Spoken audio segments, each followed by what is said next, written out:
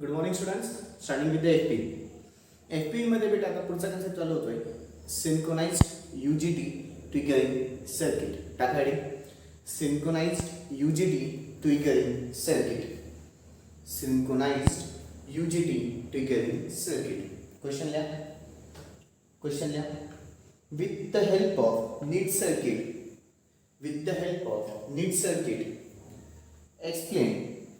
explain UGT triggering method. Explain UGT triggering method. With the help of NIT circuit, explain UGT triggering method. Okay. आता ना बेटा concentration इकडे. Fine. आता तुम्हाला बाजूला फिगर दिसत असेल.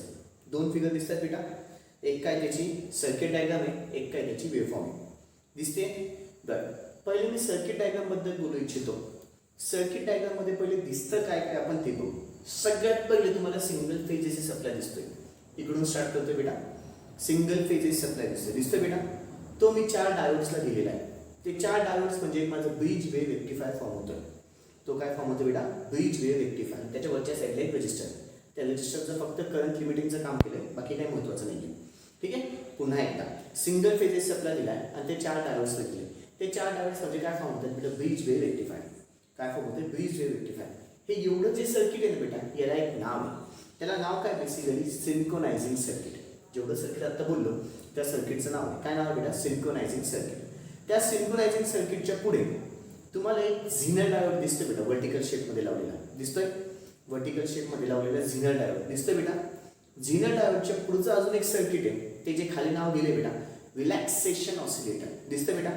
रिलॅक्सेशन ऑसिलेटर कशावर समजलेलं आहे? वरच्या साईडला व्हेरिएबल रजिस्टर आहे. येस. खाली तुमचा एक काय बेटा? कॅपॅसिटर आहे आणि एक यूजेटी लावलेला आहे. असा डिव्हाइस दिसतोय बेटा. तेच म्हणजे हे रिलॅक्सेशन ऑसिलेटरचं बी झालं. व्हेरिएबल रजिस्टर, कॅपॅसिटर आणि काय बेटा? यूजेटी. इथे ना बेटा ते पुढे मी पल्स ट्रान्सफॉर्मरला दिलेलं आहे. पुढे कोणाला दिलं बेटा? Pulse transformer. पल्स ट्रान्सफॉर्मर मध्ये हा कुठला बेटा माहिती का? प्रायमरी वाइंडिंग आहे. ही कुठली माझी? सेकंडरी वाइंडिंग आहे. ठीक आहे. आतापर्यंत मी फक्त आणि फक्त सर्किट डायग्राम मध्ये काय केले ते सांगितलं. पुन्हा एकदा सर्किट डायग्राम मध्ये सिंगल फेज सप्लाय दिलाय. ओके. कोणाला दिलाय बेटा? 4 डायोड्सला आहे. त्या 4 डायोडचं नाव काय बेटा? म्हणजे ब्रिज रेक्टिफायर.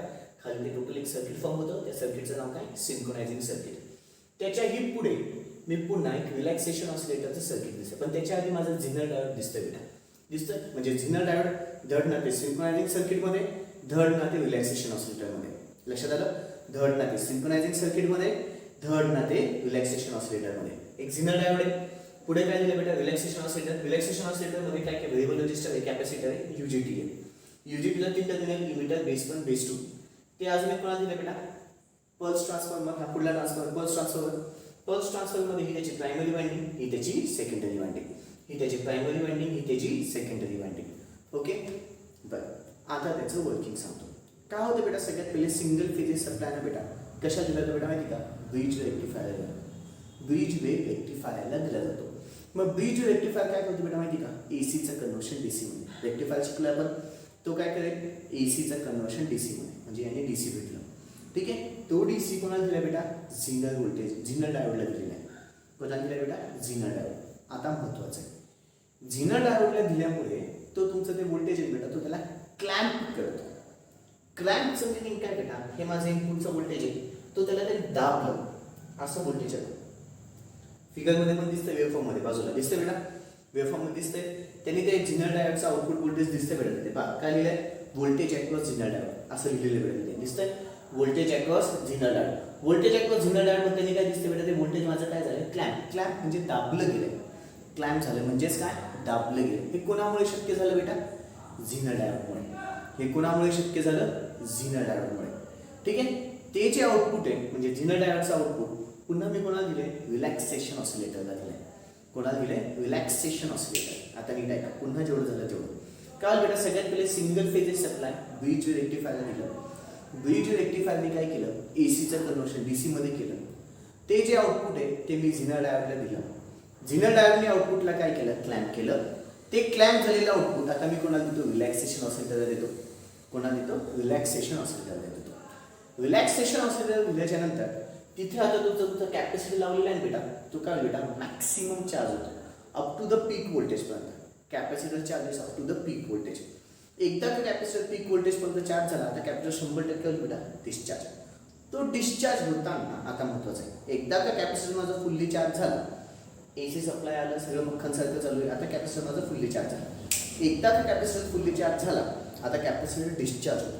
तो डिस्चार्ज होताना इमिटर म्हणजे युजीटीचा इमिटर, हा युजीटी आहे, युजीटीचा इमिटर, बेस 1 आणि पल्स ट्रान्सफॉर्मरचा प्रायमरी वाइंडिंगच्या अक्रॉस तो काय होतो बेटा डिस्चार्ज होतो. डिस्चार्ज होताना म्हणजे बेटा तो करंट आहे ना कुठून तरी फ्लो होतो. कुठून फ्लो होतो तर तो इमिटरमधून जातो, बेस 1 मध्ये येतो आणि अजून एक कोणाकडे बेटा primary winding of the pulse transformer, या तिघातून गेला. म्हणजे प्रायमरी वाइंडिंग ऑफ पल्स ट्रान्सफॉर्मरच्या इथे माझा करंट आला बेटा.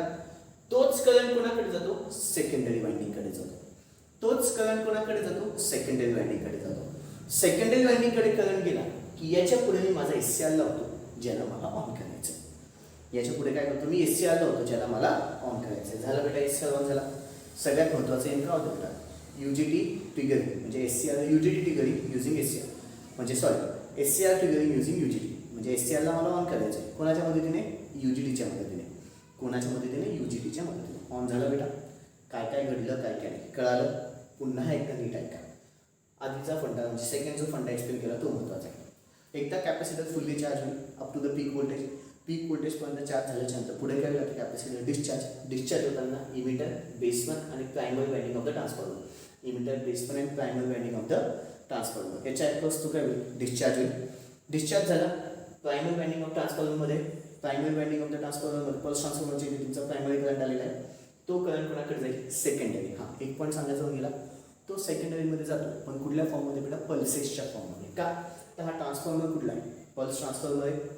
हा ट्रान्सफॉर्मर कुठला आहे बेटा पल्स ट्रान्सफॉर्मर आहे. म्हणून तो करंट जाताना कुठल्या फॉर्ममध्ये गेला पल्सेसच्या फॉर्ममध्ये गेला. कुठल्या फॉर्ममध्ये गेला पल्सेसच्या फॉर्ममध्ये तो करंट इथे आला आणि तोच करंट मी कोणाला देतो बेटा एससीआरला देतो ज्याला मला ऑन करायचं आहे. तोच करंट मी कोणाला देतो एससीआरला देतो ज्याला मला ऑन करायचं आहे. समजे पक्का. पुन्हा एकदा स्टार्टिंगपासून सगळं काय झालं बेटा सगळ्यात पहिले सिंगल फेज सप्लाय दिला गेला कोणाला बेटा रेक्टिफायर म्हणजे 4 डायोडला. त्यांनी एसीचं कन्व्हर्शन डीसीमध्ये केलं. तो डीसी पुन्हा झिनर डायोडला दिला गेला. झिनर डायोडने काय केलं त्याचा आउटपुटला मला त्या व्होल्टेजला क्लॅम्प केलं कमी केलं दाबल्याच्यानंतर पुन्हा त्या आउटपुट कोणाला दिलं रिलॅक्सेशन ऑसिलेटर. रिलॅक्सेशन ऑसिलेटरमध्ये कॅपॅसिटर असतो. तो कॅपॅसिटर आता काय होईल चार्ज होईल.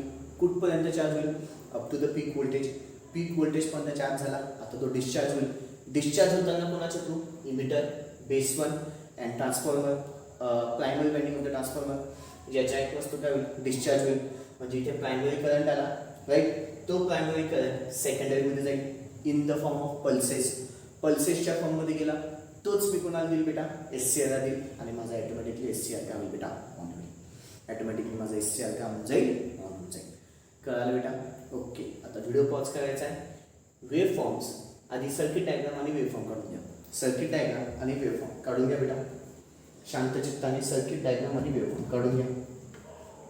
सर्किट डायग्राम आणि वेव्ह फॉर्म काढून घ्या बेटा ओके. आता लिखापडी घ्यायची आहे. व्हिडिओ पॉज करून झाला असेल बेटा. आता लिखापडी The above figure shows the circuit diagram of triggering the SCR. The above figure shows the circuit diagram of triggering the SCR using UJT triggering circuit. Triggering the SCR using UJT triggering circuit. Triggering the SCR using UJT triggering circuit. Puts a point. The AC voltage is firstly given to the Puts a point beta. The AC voltage is firstly given to the bridge wave rectifier. The AC voltage is firstly given to the bridge wave rectifier. The AC voltage is firstly given to the bridge wave rectifier. Puts a point. Rectifier is a device which converts AC into the DC. Rectifier is a device which converts AC into the DC. Rectifier is a device which converts AC into the DC. Puts a point. This DC output is further given to the Zener diode.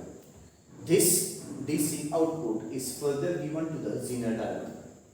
This DC output is further given to the Zener diode. This DC output is further given to the Zener diode. Due to which it clamps the output, due to which it clamps the output, due to which it clamps the output. Puts a point.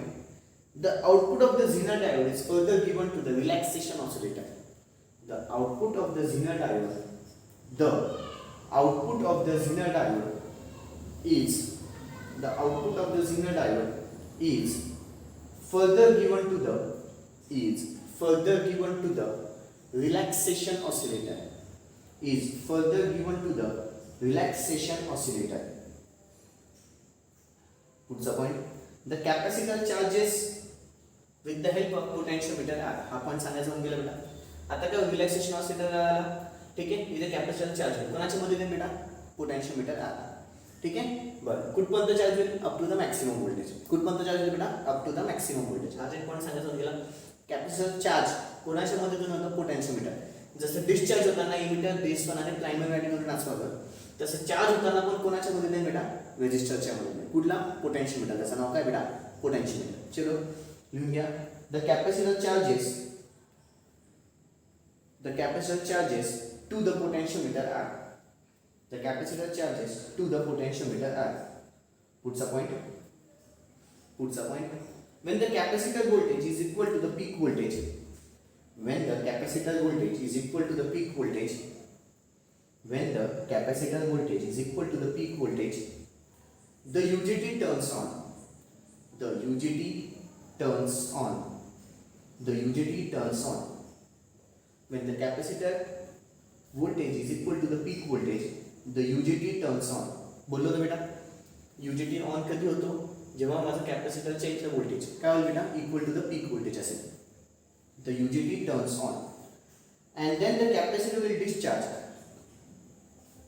and then the capacitor will discharge, and then the capacitor will discharge through the, and then the capacitor will discharge through the emitter, comma base 1, emitter, comma base 1 and primary winding of the pulse transformer, emitter, comma base 1 and primary winding of the pulse transformer, emitter, comma base 1 and primary winding of the pulse transformer, emitter, comma base 1 and primary winding of the pulse transformer. Puts a point. Due to this, the primary current is produced. Due to this, the primary current is produced. Due to this, the primary current is produced. Hence, the pulses is generated on the secondary side. Hence, the pulses is generated on the secondary side. Hence, the pulses is generated on the secondary side of the transformer. Hence, the pulses is generated on the secondary side of the transformer.